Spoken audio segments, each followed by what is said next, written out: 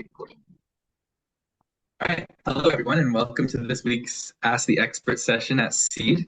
SOPs made easy, what you need when you need it, and how to make them stick. Today's session is all about cutting through the chaos with clear, simple systems. SOPs don't have to be complicated. They're tools to save you time, reduce burnout, and help your business scale sustainably. We're so grateful to be joined today by Charlene Currie, a certified small business consultant, efficiency expert, and fractional COO. With a background in property management, construction, and leadership, Charlene specializes in organizing chaos and building systems that actually stick. She's helped countless entrepreneurs run their business with clarity and confidence, and she's here today to show you how to do the same. So with that, I'll hand it over to Charlene. Thank you very much. Thanks, Aiden. I appreciate you having me here today, and I appreciate everyone joining us. This is probably one of the busiest weeks of summer. Everybody getting ready for the long weekend. I hope everyone's going to get 3 days off. But this is one of my passions, so I'm very excited to be here and appreciate that you took the time to join. I work with small business owners and leaders to streamline their daily operations, offering the gift of reclaimed time, and this is achieved through the creation of SOPs, automation, and delegation. As Aiden said, we're here to make some SOPs easy. So right now, a lot of you are wearing all the hats and every detail lives in your head. Today is about getting those details out of your head and onto paper so you don't have to carry it alone. With a written process, you don't need to remember every step. And if you step away, someone else can walk in and do it for you. That's how you create freedom. So the great news is that your business is already running on SOPs. Everyone wonders what it is. It's a standard operating procedure, and that just means consistency. That's the kind of standard part of it. But you are doing the same things over and over again. It's just you haven't written them down. Once you write them down, it makes it a little bit easier. But if you're like, I don't need SOPs, you're already using them. They're just in your head. And you're holding on to every detail, and that's exhausting. So decisions every day, we need to remove some of them and have some clear written instructions. Right now, you're the memory bank of your business. You're holding dozens of steps and details, which burns your mental energy. And if you step away, nothing moves without you. It might get you by, but it's not sustainable or scalable. So, did you know on average we're making 35,000 decisions every single day? As an entrepreneur, you're probably making more than that. So, if there are things that you're doing, you're billing, whatever it is, and you're doing them, roughly the same every time, but you're inconsistent with it, you're consistently doing them inconsistently, putting a process in place with check marks and deliverables that come out of it will make these things so much easier and remove any of the energy that comes with making a decision. How did I do this? Why do I do this? Where do I find that? That's what an SOP will bring in. It's a written document, so you don't have to start from scratch every time. Often, there's a lot of things that even you do monthly or quarterly, like your HST or any kind of, or even annually. And when you come back to it, you're like, oh, right, how did I do that? If you have this written out, you can remove any of the decisions. Plus, you can also pass that on to someone else. So it's really important. What happens without an SOP? So it can slow your growth. We can't do everything, even though we try often. You end up being the bottleneck and the hub of the company. So that's really important to make sure that you're able to delegate. Before everyone jumped on, we were just talking about the co-op students that come into SEED. And there is a great program out there where you can get a lot of that funding covered, like 50% and up to 90 if you're a nonprofit, I believe. But they aren't going to be able to help you if you don't have steps to give them to do things for you. It creates confusion. So when there's no clear process, every task becomes a guessing game. Your team will waste time asking for instructions instead of getting things done. It can lead to inconsistency. Your customers clients really want things the same way. So if you deliver something one way first, and then you go back to them and you deliver it in a different way, even if it's just the way their invoices come through, or any kind of communication, um, that really can create some hesitation on the client because they no longer have the clear expectations. And the same thing happens for your people that work for you or that you're trying to delegate to.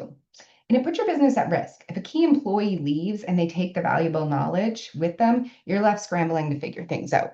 So if you're one of those lucky people that has someone that you just trust and you know that they'll get it done and they get it done right, and there's nothing written down, that could be super, super scary because they could leave at any point in time.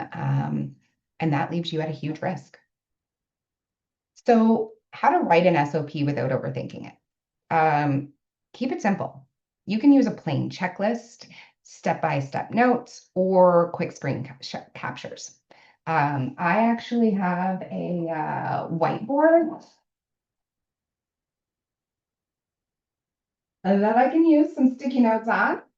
And if it's a large process, I will jump into that.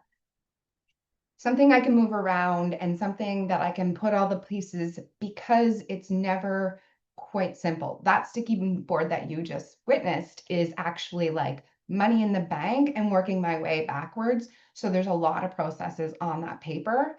And it just allows me to say, okay, how many people are involved in each process? What is the end goal and how important it is? That's one way that I like doing it. And it's called reverse engineering. And I think I have a slide coming up on that. There are many tools that will help you though. Canva whiteboards can do the same thing. I started using that when we were doing a lot of virtual. So same thing, you can bring a sticky note. What's the end goal? Move your way backwards. Loom, if nobody's used it, is a free for the base level. And you can video yourself doing it with screenshots and it will print out SOPs to go along with the video. Scribe is fully capturing your screen online, screenshots to show people where they are. So if it's, how to create an invoice or anything that you're doing online, Scribe is amazing. It will go step by step. You can delete some, you can enter the clicks, you can remove steps. And then things like Asana or Monday, anything of where you capture your tasks. I put a lot of mine in Asana. So that way I have an entire project that is just kind of around SOPs and we can grab them when we need to or tag them into the projects that they're good for. That's one of the key pieces is like if you start creating SOPs, you need somewhere to house them, but they don't need to be complicated. So when are we going to create an SOP? Tasks that you repeat, client-facing steps, things you wish you could delegate, and remembering that the goal is only to do it for 80% of the things. So often when I'm working with a client, I ask them, okay, well, what do you do when this happens? And that's me trying to get it out of their brain as to what their process is. And so they tell me and they go, but if this happens, but if this happens, don't get stuck on those. Think about, is this going to capture 80% of what's happening? Yes, well, then let's write it out. Let's get it onto the paper. You don't want perfection. You just want something started. The SOPs are not meant to be a one and done. They're meant to be a living document. The They're meant to be a living document that you continuously update and that you are able to head back to every time that there's a question. So, and one of the big things is you can't delegate it unless you have something written out. So don't worry about like the undefined processes, the experiments, the one-offs. Just if you've had to explain it twice or you've had to question it yourself, how you do it, go back and put it on paper. It's super easy and doesn't have to be complicated. Done is better than perfect, and teach once instead of 50 times, and remove that energy suck from your own brain because you just have it done step by step in front of you. You can start with the pain points. So, what are the tasks that people ask about the most? If you do have staff, I know a lot of us are solopreneurs, so I'm trying to make this relevant because people say, I don't need an SOP. You already have them. And if you want sustainability and you want any kind of growth, you need to be able to document these because you can't do it all. We're wearing all the hats. You're never going to be able to do it all forever. You have to delegate some things. And when you have a written note, you can actually look at that process too and look, is there any automations in there that I can create? Is there delegation I can create? What steps could we skip? Why are we doing it this way? So it really gives you that high level, that balcony view of what's going on when you put it out on paper and make you second guess why you do it the way you do it, which is, again, a lot of my job to just give you that outside perspective. What are the things that you only know how to do? Um, there's many, many things, if not all of them right now. So getting that out so that you can delegate is important. Where do you or your team struggle with the inconsistency?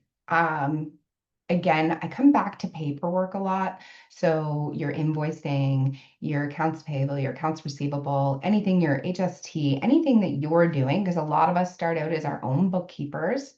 If you can write that process down, um, it's very important that you could go back and know where to find it, and you can link in the things that you are supposed to do, how you do it, and when it needs to be done. And what bottlenecks are slowing your business down? Um, what stops? Where does it, are you always late on your invoicing? Does it always get put behind? What do you put off? What do you not want to do today? What do you drag your heels on? Because not only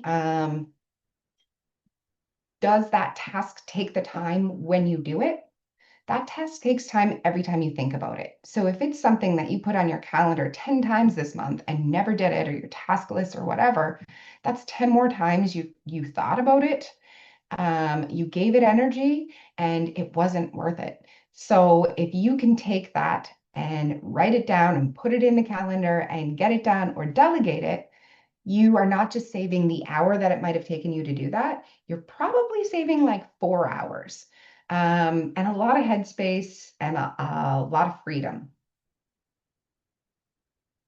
Reverse engineering. So again, I love reverse engineering. If you're trying to figure out what it should look like because you can't get it out of your head, or you're trying to decide how someone else may have done it, or the best way to do it because you're writing it down, go with what you want your end goal to be and work your way backwards. I believe our next slide here. So you're identifying the process and your end goal. Consider the process that are regularly performed or have a significant impact. So again, those invoices, I can almost guarantee you a lot of people that's something that they put off. If you have no consistency in how you do that, it also sometimes feels weird to ask people for money. But if you gave them the expectation of when they were going to receive it and followed up on that expectation and it was true, then there's no guesswork. I had a client yesterday ask me, I don't know how to ask this client for the money that I have now. And so I asked him, I said, okay, for the invoice that I have now. And I said, okay, well, when do you usually invoice them? And he said, well, monthly, but I missed the last 2 months. So now we have a big one, and it's really important that I get paid soon. Well, if he had consistently asked for it or sent it out monthly, the client now has 2 months worth of work that they have to pay for. And even though they know that they have 2 months worth of work that they have to pay for, They may not have been thinking about that. They might not know how much it is. And it might be very frustrating to receive that invoice for 2 months at once. And it's not their fault you didn't give it to them in time, even though technically 1 month should have been paid a month ago. So that can really help you if you're consistent with those items and keeping things like your invoicing consistent. Identify the audience. So you want to tailor your SOP to the audience. Who are you trying to train? Who do you want to give it to? If you don't know who that is, don't worry about it. Get it so that you can clearly understand what it says. And later on, when you're ready to delegate that, you can think about what other things might need to be involved. Break down the steps and the key components. So not only do you have the steps, but you'll also want to identify like where information is being gathered from, how to recognize that you're using the right information. And then you want to document the roles and responsibilities, the who and the what. Sometimes this is all one person, other times it's different parts of the team to complete different tasks. So again, I feel like this slide is very overwhelming and don't let it be. Let's talk about, if you're sending an invoice and you know exactly how you do it. So I use QuickBooks, so I'll use that as an example, and I sit down monthly to send out invoices. There are other times where there's deposits or different projects that I have to do as one-offs. So what I have created is I said, okay, this is how I create an invoice in QuickBooks. And then I actually had to do it by month. Like, what do I do every month? These are my retainer clients. They just get sent out, their regular ongoing amount. These are my project clients. They're going to be based on the percentage of the project that is completed. And these may be one-offs. You don't have to worry about that. Putting it all in place to say, I want you to look at the Clockify links to figure out how many hours are on hourly projects and have that link right in the same spot. How to create the invoice in QuickBooks. There are some times that people, I've worked with a lot of clients that some clients, they don't want to send their invoice the way that most of them are sent. They have 90-year-old tax clients and they know they need an actual piece of paper. Don't worry about that right now. Get the most of the clients covered, and then you can have your deviations later on. Before you pass that off to someone else, you can just make a note, like if they don't fit in this bucket, let's talk about it. And then you can maybe create some more SOPs or alternatives later on. But knowing who's responsible when you get further into it, and at what step and when is huge, because that gives expectations to the people that you're delegating to. It gives expectations to yourself, and you're able to measure. So we cannot manage what we don't measure. SOPs have a checklist. If you're delegating it to someone or even to yourself, you can now measure whether you met the expectations on your SOPs. That is a way for you to delegate and still be able to remain in control because you're measuring what they're doing. For easy verification of completed tasks, because we have that list there. So the other thing is keeping them alive. Assign that ownership to someone. If you're delegating this part of the process to someone, ask them to continuously keep it updated. If you have that big, like if you brought on somebody that's doing your bookkeeping for you, or they're doing roles in your company, give them that SOP. This is how I like it. I'm open to refinement, but I want to make sure you update it if you change anything. Review it quarterly or when a role changes, and we ensure that it's connected to the outcomes. So the timeliness, the cost, the quality. That's the other thing. When you look at an SOP and you go, oh, wow, our onboarding process actually takes a good 8 hours.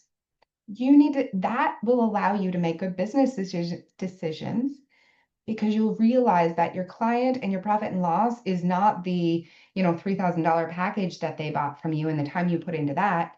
You got to talk about the 8 hours that it took for onboarding. You don't really know that 8 hours until you've put out all the steps that come into this. And so it's great knowledge, fantastic knowledge, because you actually have your profit margins for each client written in there. And it takes you 8 hours to onboard someone. You're going to hire someone new, perhaps, or delegate. Well, if it took you 8 hours, your goal is probably 8 hours for them, or depending on their skills, their learning curve, that sort of thing. You can make adjustments for that.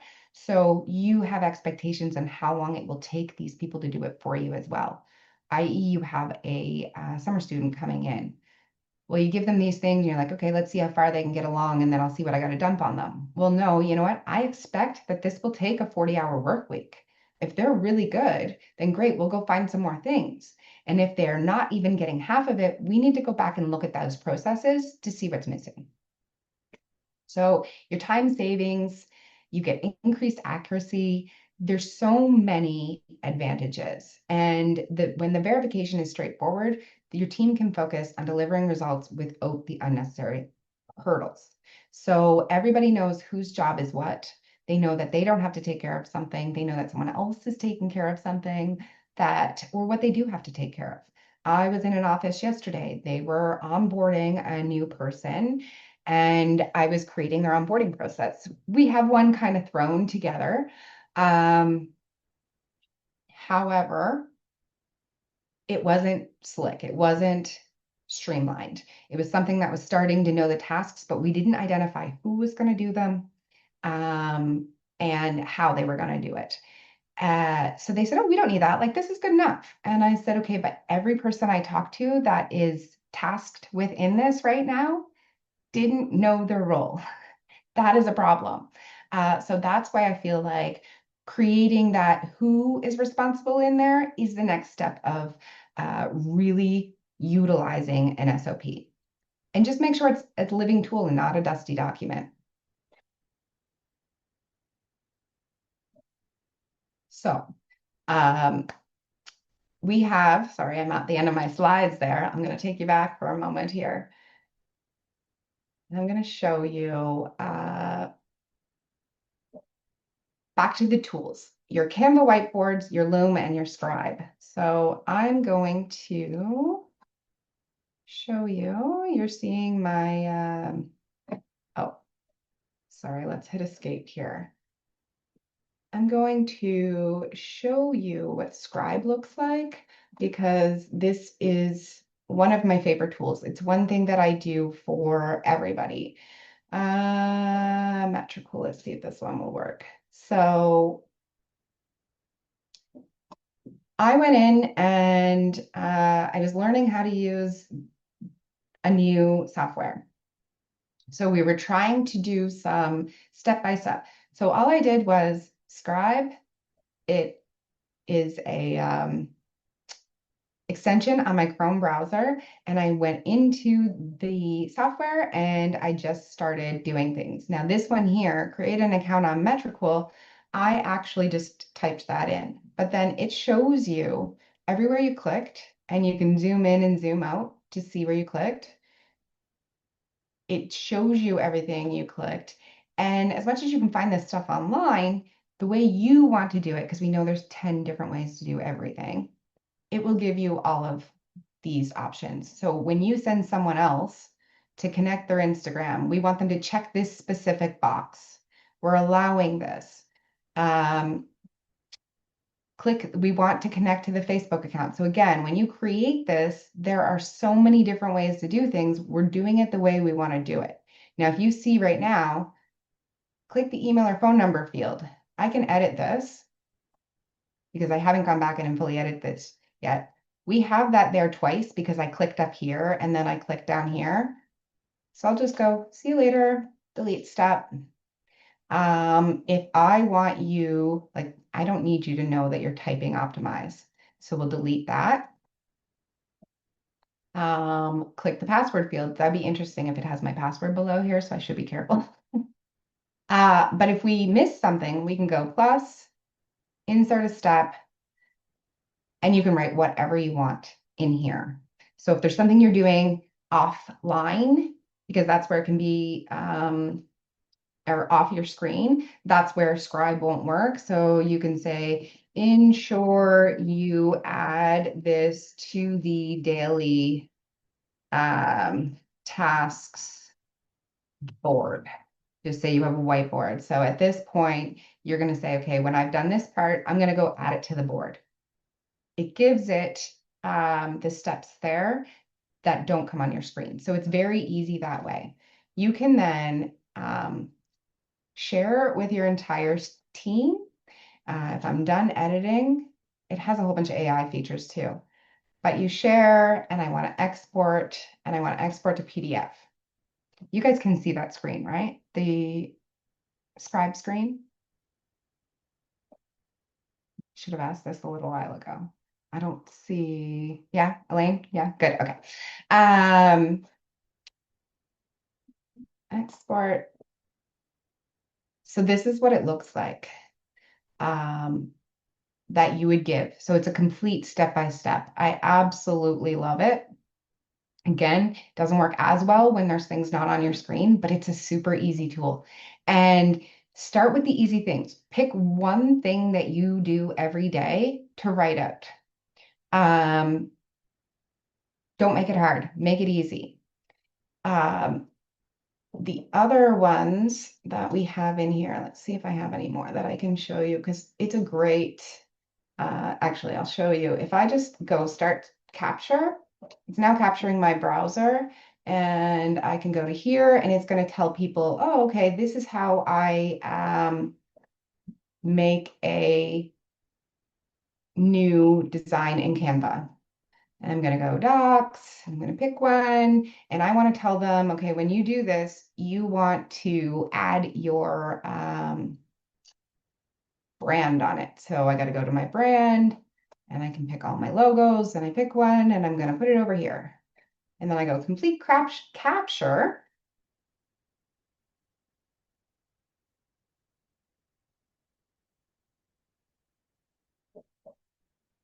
It's still titled the same thing. But you can see every one of those steps that I just did. So switch the tab to SOPs made easy. Okay, get rid of that because that's not where I was, right? But it has every single one of those times I clicked, that's what it created. The other one is Loom that I love. Also, I use the free option for this. You can get up to 5. And there's several people on the call that I know that have used it. And it's a great way to explain things to people. So again, you start recording, but your video would be right down here. Like you can show yourself talking and teaching. And then when you're done, if I can go into my video library, here we go. HST instructions. So this is when the HST changed from 15%, and I want to show all my clients how to change that in QuickBooks.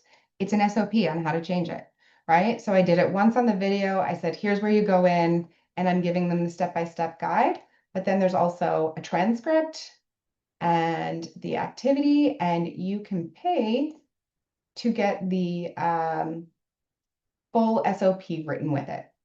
So those are some really easy options for us. I'm just going to stop sharing that and bring us over. And your payoff at the end of the day is that you are actually have less mental load, fewer details to juggle, consistency, fewer mistakes. If you touch anything more than once, the error rate continues to increase. You'll have clearer steps, faster completion, and you'll have some breathing room. Later, you'll be able to delegate without losing control, oversight without micromanaging, measure your results, and stronger decisions. Your foundation for scaling sustainably. So pick that one task, start it wherever you keep your tasks. That's one of the keys to this. Keep them all in the same place. I don't care what you use. If it's Google Docs or Google Sheets or tasks in Google or Asana, link them out, put them into a sheet, link them out wherever you need to have them, but keep them in the same spot so that you're continuing to use them, look at them, and you now have a backup. We back up everything that's on our computer. Why are you not backing up what's in your head? That's exactly what this is. Think of it that way. And it does not have to be uh, excruciating. If you've done it once, create the process. Again, the onboarding, maybe you hire once a year. Might sound like, why would I want to make an SOP for that? Well, because when you were learning it and when you were doing it, that is when you knew the best way to do it, not a year later when you're trying to recreate. So put that out on paper, like this is what I did, and this is how I got there, and these are the tasks that were involved. Um, Especially because you'd be like, oh, the one thing I learned from this, right? And you don't want to be a year later and go, oh, right, I remember that I did that wrong. Or this worked a lot better. Um, you want it from the get-go. And you want to take what you've learned and create some consistency from it and remove that drain afterwards. So I think now I've seen a few questions come in there, but I think the best thing is to allow you guys to ask some questions and see if I can help provide some insight to make it even easier. So there's one question in the chat so far, and it's from Vanessa, and she's wondering, do you find clients and employees are very receptive to this step-by-step guide? And she's saying, I'm guessing people love the visual. Yes. Clients and employees are receptive. Again, for me, it is expectations. If you have an expectation and they have an expectation and we meet expectations, things work well. If there's no expectations, there's so many questions. Your brain is kind of going everywhere, and that's the same for your client, that's the same for your employee.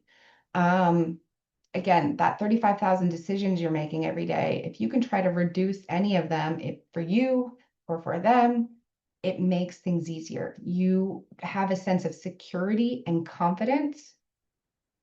But that's also what I mean. The step-by-step visual, that might not be for some people. They may need just a simple checklist that they're going to follow.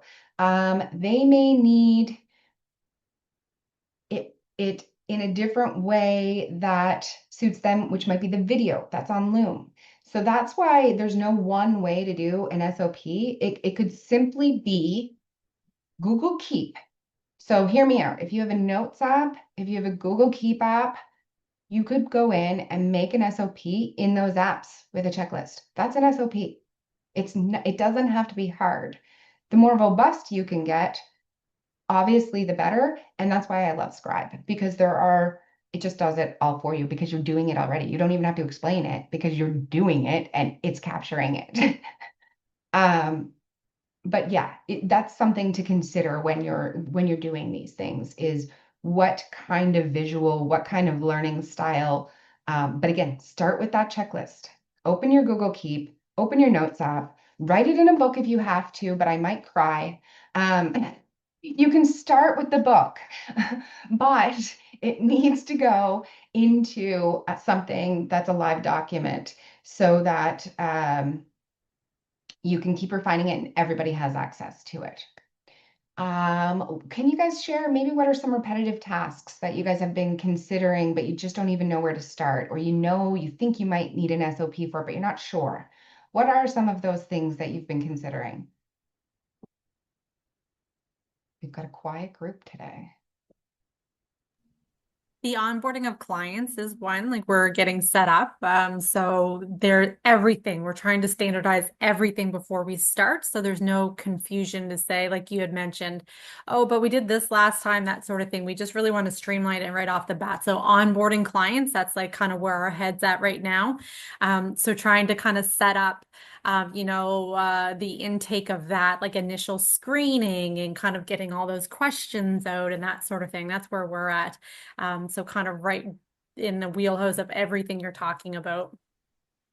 I love that one. So if I can grab a new sheet, I'll just show you because for me, client onboarding is one of the biggest ones. One, you need all of the information. So you have to think about, for you guys, there's two people in the company. What do you need for the administrative invoicing, that sort of thing? But also, what do you need to do the work, right? So there's two pieces, and a lot of people don't think about all of that. They think about whatever they need. So that's why you have to capture your whole team to figure out what it is. And one of the easiest things to do is figure out, okay, walk yourself through it. If I can get a whiteboard up here real quick, and I will show you guys. Actually, I'm going to do it this way. I'm going to do it with just a Google Sheet so you can see how simple this could be. And then I think I have to share my screen again. Oh, I let's do find it a fine line between trying to put everything in your head on paper, it's hard not to overwhelm with information to try and gather all that information. So like you said, with that, just try and capture like the 80% of the time rather than try and get everything perfect in one document. exactly. So can you guys see my spreadsheet right now? Onboarding. So we have our client onboarding. So for yourself, do you have different types of client that you're going to need? Often there's different types of clients that you need different information for, right? So in general, you guys are going to be doing bookkeeping. So we're just going to call this a bookkeeping client. And that can, again, take away that, okay, but what about this one? Make it simple. Make it for one kind of client first if you need to. So your bookkeeping client. And what triggers? So what is triggering that you're actually onboarding them? How are you going to decide that you need to onboard these people into your company? Yeah, so I guess we'll have an initial screening to just try and weed out people that we can't even do, if we're not dealing with nonprofits, to kind of say, are you nonprofit? No, okay, sorry. So that initial kind of first swipe is kind of what we're going to do to kind of trigger things along to see if it's even a good fit so we're not wasting anyone's time. And then you're going to sign a contract with them, right? Exactly, yeah. So we have a contract. What information is needed in that contract? Scope of services, prices, dates, any clauses you need, and their information, as in name, contact, business number. That's great. You've caught that, you're putting it in there. So the trigger is the contract. So you're going to need a contract. Then what are you going to do with them? Are you using them? I use Google Workspace. So one of the first things I do is create a client folder, including one that I share with them.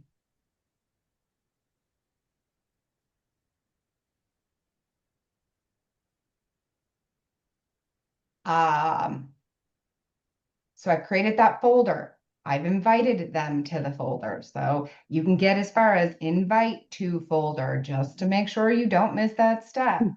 For me, again, I have client templates. So I'm creating that at a template. So that's a whole nother process that you can talk about later, but just don't worry about it. You're thinking about the onboarding right now. Invite them to the folder. Then what else are you doing them? You're probably creating them in QuickBooks or whatever your financial thing is. You're going to then create a invoice likely because you're probably not starting to work with them without some sort of down payment or something like that. Create invoice, send invoice, and you're going to decide. So it's as simple as create invoice, send invoice. You can come back later and be like, okay, create an invoice for 50%, create an invoice for a deposit. Don't worry about that right now. It's a process for getting them onboarded. Create the invoice, send the invoice. Set up first meeting, right? Maybe it's set up monthly meetings. This is huge because if you start working for someone and you set up your first meeting, but you said you're going to meet with them monthly, and all of a sudden your second month goes by and you haven't met with them yet because you didn't proactively put something in your monthly for them, again, wasted time, wasted energy, and now you're inconsistent and you've lost something. Plus, you don't know what's in your calendar because you didn't put it in there. You don't know how much capacity you have, right? So set up monthly meeting, set up tasks. What's involved? You already have the contract, so you know what you're going to do for them. So set up those tasks, however it is that you are following for that client, whether again, it's Asana. I go back to that because that's what I use. Anybody could walk in, look at all my active clients in Asana and see exactly what I do with them every month because it's laid out in tasks. I have that there for me to check mark in those. So set up your tasks.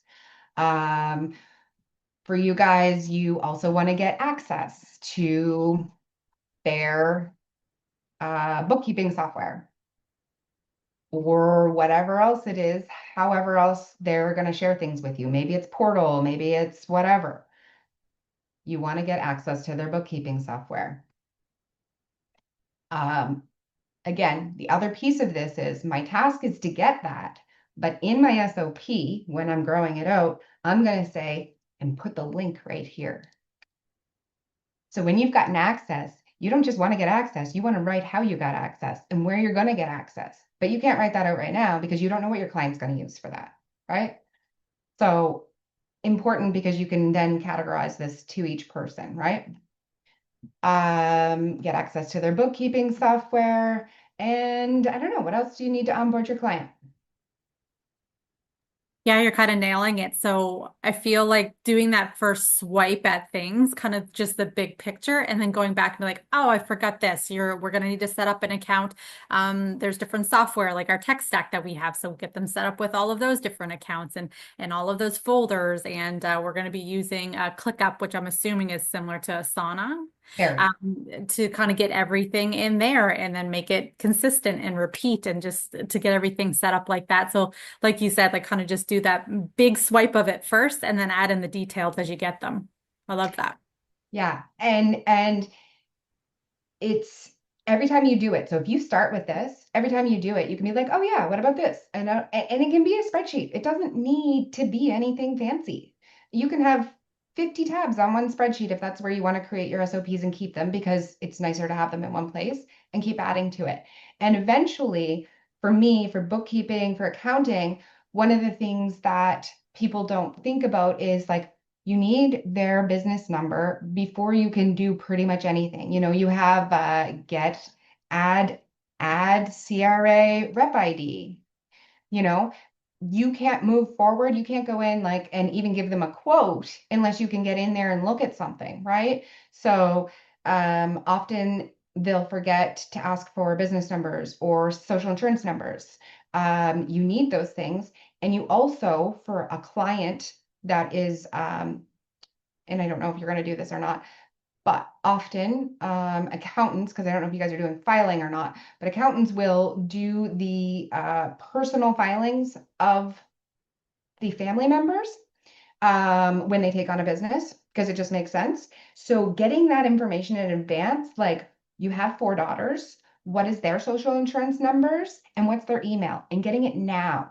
So that way when you're sending DocuSigns and knowing who all the key people are, you won't think about that until tax season. But once you go through one tax season, you're going to be like, oh, yeah, okay. You know what? When people onboard things, let's get this information now. So those are the kind of things that you'll get all the information up front and you don't have to go chase it later. It doesn't stop anything. You know, who's doing your AR? Where do I send an invoice? That's really important because it might not be the person that you're dealing with. Ask that information. So this is kind of a simple, you know, what is the trigger? Where does it start and where does it end? And what's internal, what's external? That's the other thing. For an SOP, you're going to go down here and this add CRA rep ID, well, we're going to task that to the client, right? we are going to task the get access to the client. You can put that in there with step-by-steps on how to do it in what kind of software they're using. Again, it's another SOP that you're just creating through Scribe or whatever that you can send out to people. Hey, by the way, can you give us some access? This is how you do it, and this is a link for QuickBooks, Sage, whatever it is. And because you're doing it over and over and over again. I bet you, a lot of clients, they'll be like, oh, well, there's a portal and it gives the same problems every time. We all know this. So often different things will have the same user errors at the end of the day because of a software kind of unnecessity problem. And if you've had to explain that 4 times to people, put it in a video, put it in a sheet, put it in a procedure to send them over so that you don't have to look it up and do it all over again. Of course, Mackenzie, it's not a problem at all. That's the thing. So you can come back and you can say, who is the owner? When do you want this done? Because the difference between a checklist and an actual SOP is to include the order of operations, right? Because you need to generally do things in a certain order to catch them in the right way. So the order of operations, who is included, and when you need to do it. When you need to do it is when you're onboarding someone and you know that you're ready to onboard them when there's a contract. Does anyone else have any questions about that one specifically? Does that make sense? Is that resonating with everyone? Because I believe everybody needs to onboard people. Right now, Mackenzie had her hand up for a question. Kenzie, do you want to ask? It wasn't specifically connected to this. It was another SOP related question, I Yeah, guess. But go for like, it. if someone has questions specific to this, maybe we can pause and then I can go, whatever works.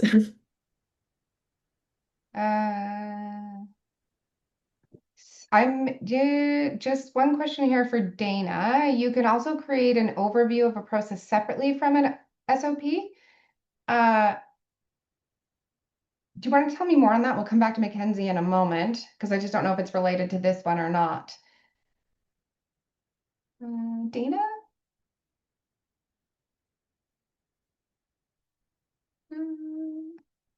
I think that what she might be, oh, just a comment. I'm just trying to understand the comment. So you can create an overview of the process separately from the SOP, an overview meaning the high level, and then create SOPs individually inside. Is that what you're kind of saying? Because that's kind of the idea. From what we have here, your contract will then be its own SOP. How to create an invoice can be its own SOP. How to set up a meeting could be its own SOP because I want you to include the fact that you're going to use your transcriptions in your meeting. So every time somebody has a meeting, in my company, I want you to make sure you're turning on the transcribe button. So that creates an SOP for creating a meeting. So all of these, you could then go down further when you're ready. And how you decide is like, what keeps getting messed up? What is somebody missing? What is super beneficial that we have to make sure we don't miss? And Dana said, yes, to provide an overview of what happens for various people, not just one person. Exactly. Everybody needs to know this. I want people to be able to go find these because I want them to understand what everybody is doing in the process so that there's no double energy use, that sort of thing. So yeah, sorry, Mackenzie, go ahead. No, that's okay. This is great. It's providing me with a lot of ideas on how to streamline our SOPs. Yeah, so it's awesome. Thank you. My question is, and I give context. I guess I'm just thinking about specific tasks that I feel like I can only do, and tasks that kind of were paused specifically when I took my maternity leave 3 years ago. And it was around like SEO, owner, founder, visioning, scaling kind of strategy. I find that like sustainability and accessibility for success is something that I really think about. Like, when are we doing projects when?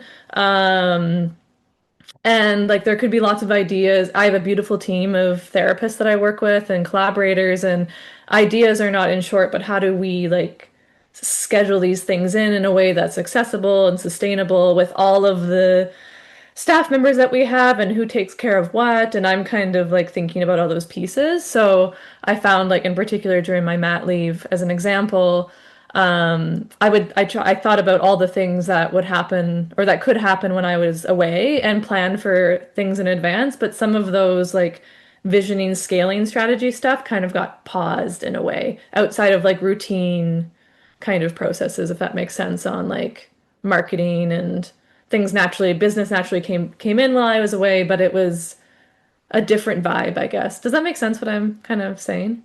Yeah, and I would say that you are, because you caught my attention when you said only I can do, because I hear Yeah. that all the time, but it's Right. not necessarily things that only you can do. Mm-hmm. So, but what you're talking about, which is your strategy and your vision, Mm-hmm.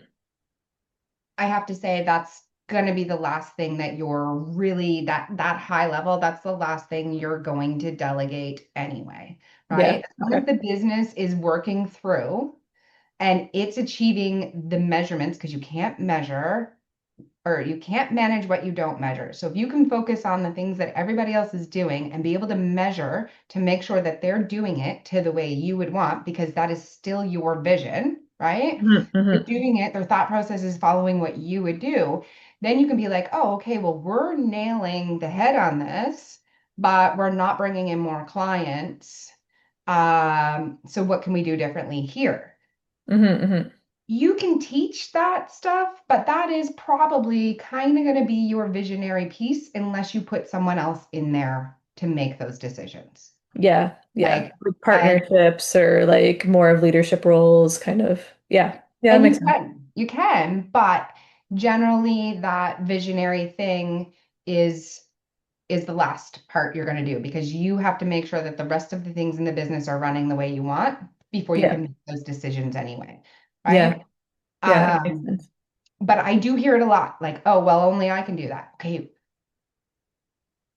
I'll give an example, 153. So I have somebody who most of their work, they're a research company, and most of their work comes out of RFPs. And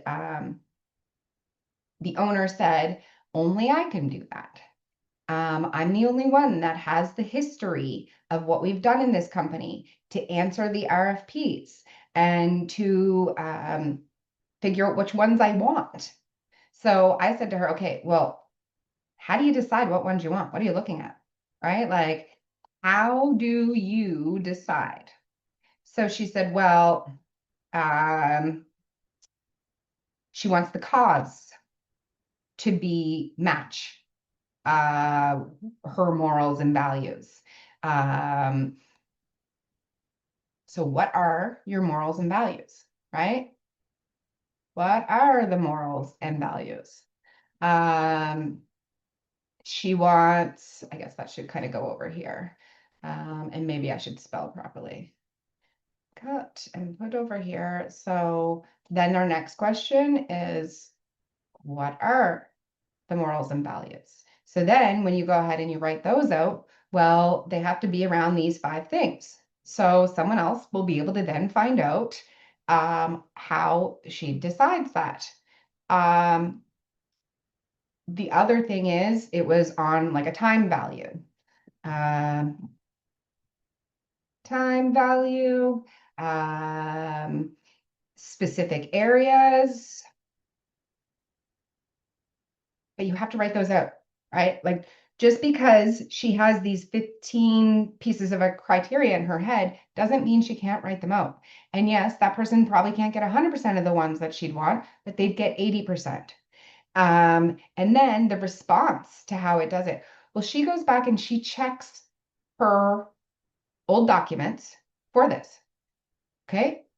Your people can go back and check the documents. You can create a library of the different aspects of an RFP.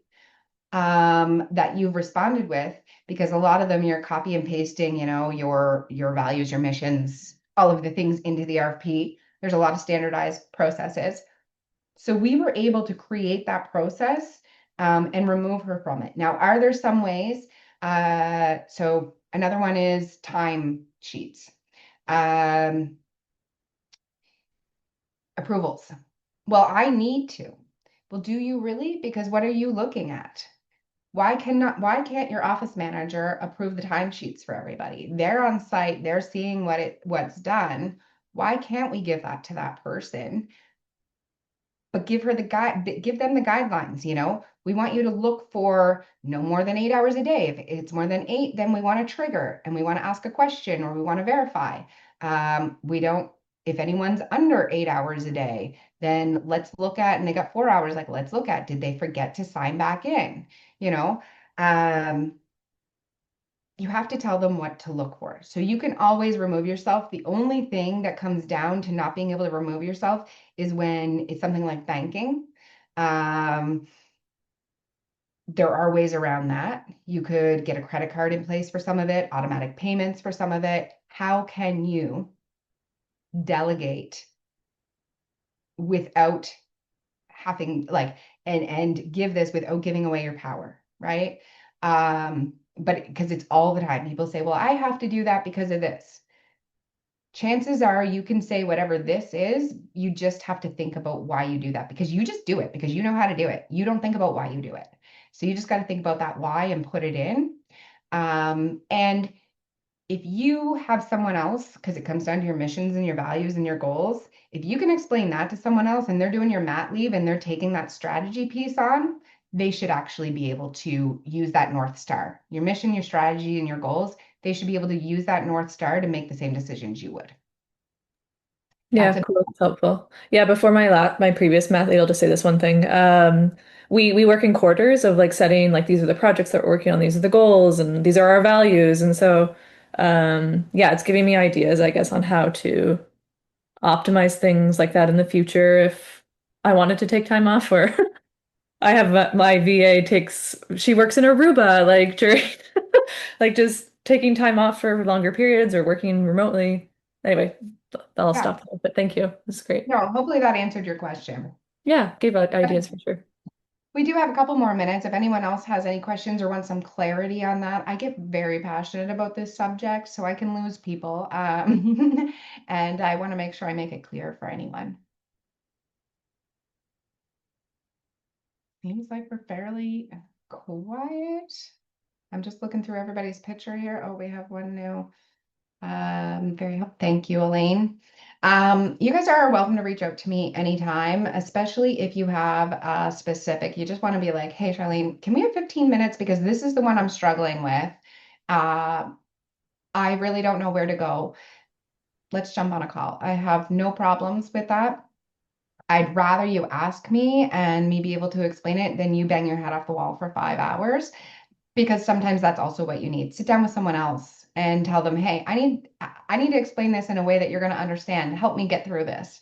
Because they can then ask you, okay, well, what do you do here? What does that mean? Right? It's that outside perspective that can really help you with this sort of thing. And you do it all the time. You're already using SOPs, just write them down. Can't manage what you don't measure, and no one's accountable if one person is not accountable. So I hope this helped. And thank you very much to CEED for allowing us to have this time and everybody to join. And Tara, I see a hand up. Hi, sorry to be popping in a question right at the tail end here. Just wondering, like, as a starting point, kind of what tool to go with and where to house the SOPs. I love the idea of SOPs, and I totally am creating them all the time, just not always in a good retrievable way.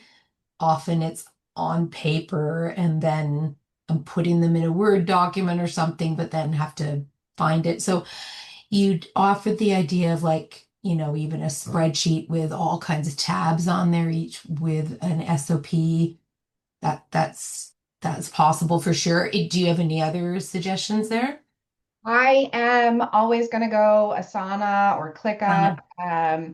Yeah. because they have individual tasks in them. And I'm Right. not 100% sure about ClickUp, but with Asana, I can have all these SOPs in one project and I Yeah. can tag them into another project. So if Mhm. I'm giving that to my social media manager and I want her just to see those SOPs, I can tag it under there and she can see them, uh, Yeah. sort of thing. So I'm a big believer in Asana because you can have guests and you can share with them and that sort of thing. Right. I mean, again, Mhm. the start with the tabs on an Excel sheet if you want to, or a spreadsheet.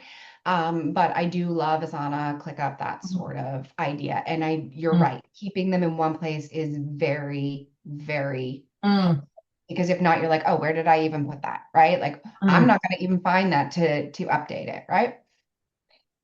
So Um, I do actually have a free Asana account.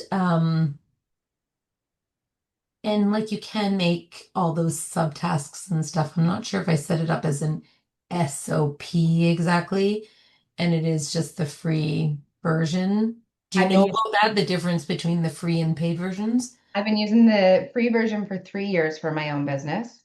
Yeah. And I've been using one of the platinum ones for with one of my clients for 3 years. So I definitely know the differences. And as far as creating SOPs and belonging them into projects, you're totally fine with the free version. The only reason that we upped the game for him was because he has a lot of workflows between his team of 6 in there, and they're always Mhm. passing things around, and that makes it much easier to have a paid version. Um, Mhm. but I've been using the free version for 3 years, the free version, and have not updated. Same with my Scribe, same with my Loom. I love them all. Okay. And the other thing I should mention, because I know there's a couple people and I know we're a few minutes after here, but if anybody is using Go High Level in any way, shape, or form, I also got that because I can. I can put videos in there to train people and share that with people in the Go High Level, but it will also build out a ton of your pipelines and leads and stuff and create a process for you. And it's just there, right? Like, when a lead writes into your website, there's now a nurturing process that comes from that. Or someone signs up for one of my workshops, there's a nurturing process that comes from that. And one, it's a standard operating procedure. It's just built in Go High Level, right? And it's all automatic.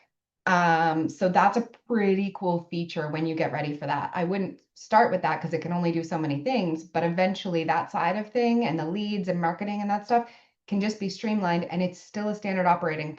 It's just it's into the actual software. Yeah, so hopefully that helps. And I have a note from Dion here. I'm just looking to start a business. I haven't worked out which direction pursue yet. Car wash business, commercial leasing properties. I'm still in the research. This information was very helpful. Great. That's it's one of the foundations for me, and I'll stop talking in a moment, Aiden. But if you don't if you blow up, say whatever your idea is amazing, but it's all in your head and you now have all these clients and all these things coming, you are just going to burn out very quickly and you're not going to be able to be sustainable or scalable. You have to get these things out so that the moment you're ready to delegate, you've got it off your head. So you're helping yourself first, then you're helping yourself scale and be sustainable, and you're able to delegate and refine. So this is the very first piece of when you're building your business, is to be considering these foundations and writing it out. And they should be revised all the time. So if you're doing anything more than once, it could use an SOP. Hopefully that helps. And you can't manage what you don't measure. So this is very important and gives you some measurements. Yes, that's true. Thank you. Thank you. Thanks, everybody. Yeah, absolutely. So Yes. great. Thank you so much, Charlene, for that very interesting and insightful presentation. I, for one, learned a lot and really enjoyed it. So thanks again. Thank And you. Carol has asked if the recording will be sent out. Yes, it'll be posted on the NS website as a webinar under the resources tab.